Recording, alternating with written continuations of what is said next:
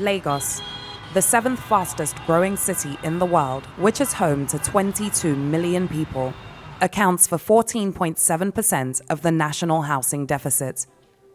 Many residents live in informal settlements with limited or no access to basic services and being vulnerable to forced evictions. On January 21, 2020, Nigerian authorities evicted thousands of residents from Tarkwa Bay, an island located along the Atlantic coast of the city. The Nigerian Navy said that the eviction was as a result of houses being built on pipelines and reoccurring oil theft.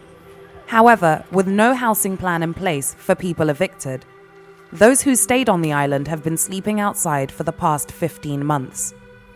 For the safety of residents who speak to us in this report, their names have been changed and their identity is anonymous. What's happened is last year is big thing.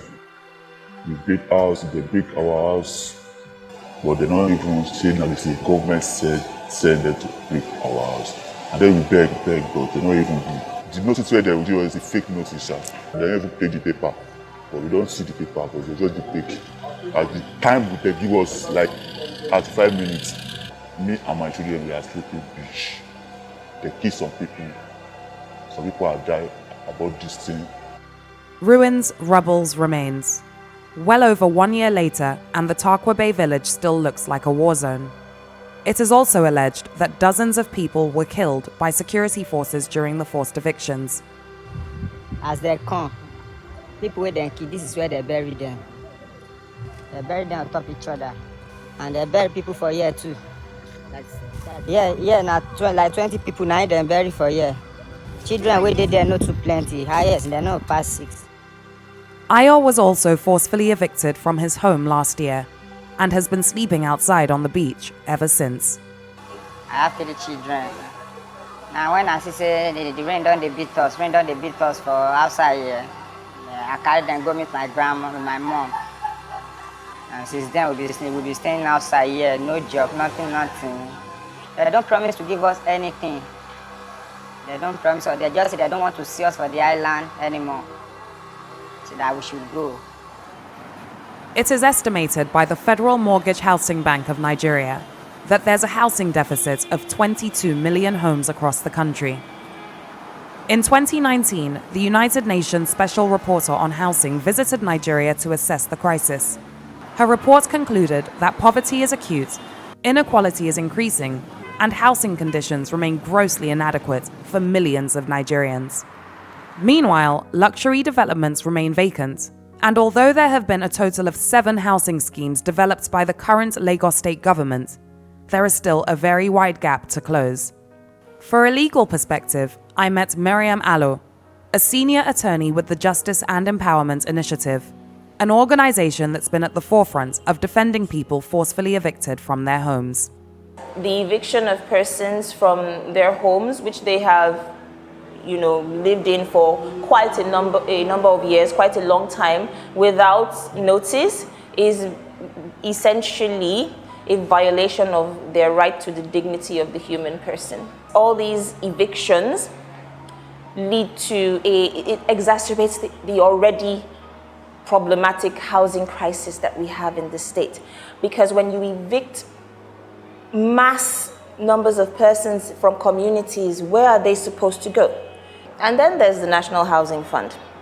It's supposed to be a solution for salary earners to acquire real estate, landed property. But in actual fact, there are many low-income earners, especially in the informal economy, that don't receive a salary. Therefore, there's nothing to deduct on a monthly basis to contribute to the housing fund. So how do we solve that problem? The cost of construction has risen steeply since the 1987 Land Use Decree Act was signed into law. According to PwC, the cost of building a house in Nigeria is relatively higher, while the average income level is relatively lower compared to the global average.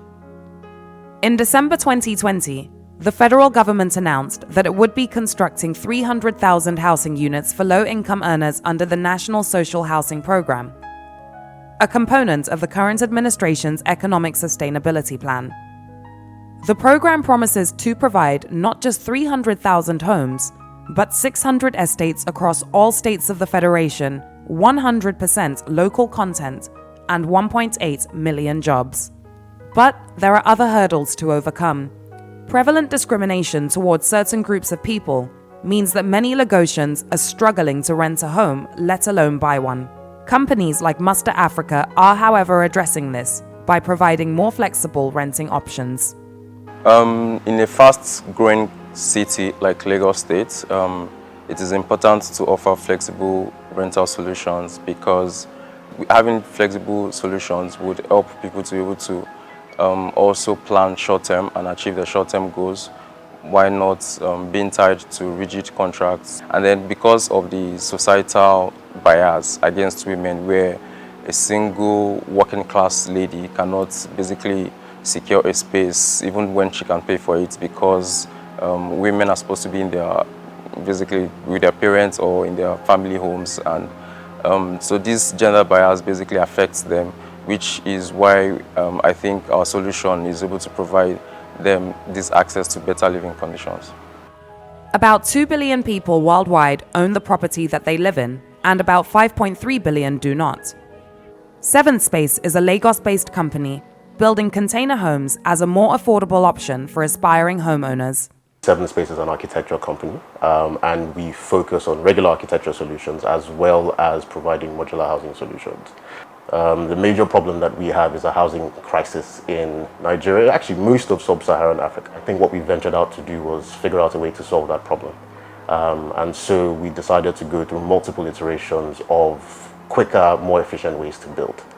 Our end user is an upwardly mobile, young Nigerian, either single or just starting a home, and who is desperately in need of one-bedroom or studio apartments. 10 years from now, I see container homes as standard, because they're the only viable way to provide standardized housing, just in the same way electrical cars are the future of transportation.